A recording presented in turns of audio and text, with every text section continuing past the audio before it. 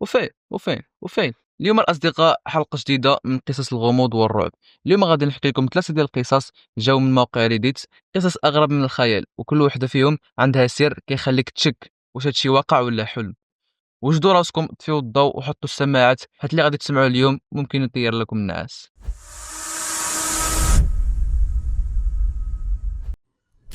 هذه واحد البنت من الصغر ديالها وهي كتحلم نفس الحلم، كتكون غاطسه وسط البحر والماء كحل وبارد بزاف. فجأة كيظهر ليها وجه عجيب بحال البشر، ولكن عندها عيون كبار، والجلد ديالها ازرق كيضوي، والفم ديالها كيتحرك ببطء، وكتسمعها كتقول بصوت بحال اللي جاي من اغنيه الحيتان. البنت كتكبر وكتحاول تنسى هاد الاحلام، حتى جا واحد النهار شافت فيديو على ريديت ديال غواصه نزلت لاعماق المحيط وصورت واحد الكائن نفس الوجه اللي كانت كتشوف في الاحلام ديالها. الفضول ديالها خلاتها تبدا تقلب في العائله ديالها، سلقات اوراق قديمه مخبيه كتبين ان الام الحقيقيه ديالها كانت مشاركه في بعثه علميه للبحث عن مخلوقات بحريه غامضه، ولكن البعثه عمرها ما رجعت. هنا فهمت الحقيقه، هي ماشي انسانه عاديه، الدم اللي كيجري فيها جزء من هذه المخلوقات، وهي الوحيده اللي باقيه على قيد الحياه منهم.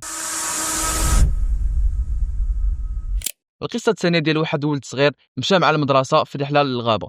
الجو كان زوين، كيضحك مع صحابو حتى ضاع منهم وسط الاشجار. في الاول ما تقلقش، قال غير غادي يتبع الصوت سيرجع للمجموعه ديالو. لكن الغابه كانت ساكته بشكل غريب، حتى الاصوات العاديه ما بقاوش مسموعه.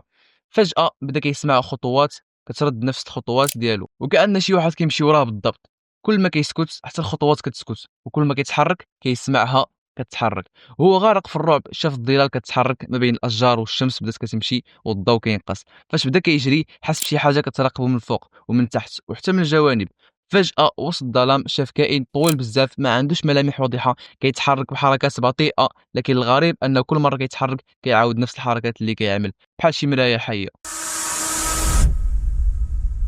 القصة الثالثة كتقول في واحد المدينة صغيرة في الخمسينيات بدات سلسلة جرائم غامضة. نساء كيلقاوهم ميتين، ولكن ملامح الوجه ديالهم كتكون هادئة، وحتى كيبتسموا ابتسامة باردة، ابتسامة كتخليك تحس بالقشعريرة. البوليس قلب بزاف ولكن ما لقى حتى شي دليل ولا حتى شي سبب طبي واضح. القضية تسدات وبقات من الملفات الغامضة. من بعد 30 عام محقق كبير كان مهتم بالقضية من صغره قرر يفتحها من جديد، بدا كيجمع الوثائق ويحلل الصور حتى اكتشف حاجة خطيرة. جميع الضحايا كان عندهم اكثر ماده كيماويه معينه في الجسم، ماده كتجمد العضلات ديال الوجه وكتخلي الابتسامه ثابته حتى بعد الموت.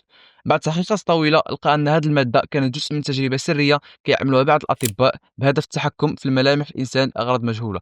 لكن المفاجاه الكبيره، هاد الاطباء مازالين عايشين وكيخططوا يرجعوا يجربوها على الناس الجدد، والمحقق حاسب راسو هو الهدف التالي. انتم الاخوان سمعتوا ثلاثه ديال القصص صغار ماشي كبار بزاف، من اغرب ما يمكن تلقاه في ريديت. كل وحده فيهم عندها سر كيخليك تشك في العالم اللي حنا فيه، واش كلشي اللي كنشوفوه طبيعي ولا كاينين اسرار مخبيين علينا؟ قولوا لي في الكومنتيرات اي قصه خوفتكم اكثر، القصه ديال البحر واصل غامض، ولا الغابه اللي كتسمعك، ولا الابتسامات اللي كتجي بعد الموت. ما تنساش ديروا واحد اللايك وتشتركوا في القناه، حيت مازال جايبكم ما هو اعمق وارعب. تهلاو.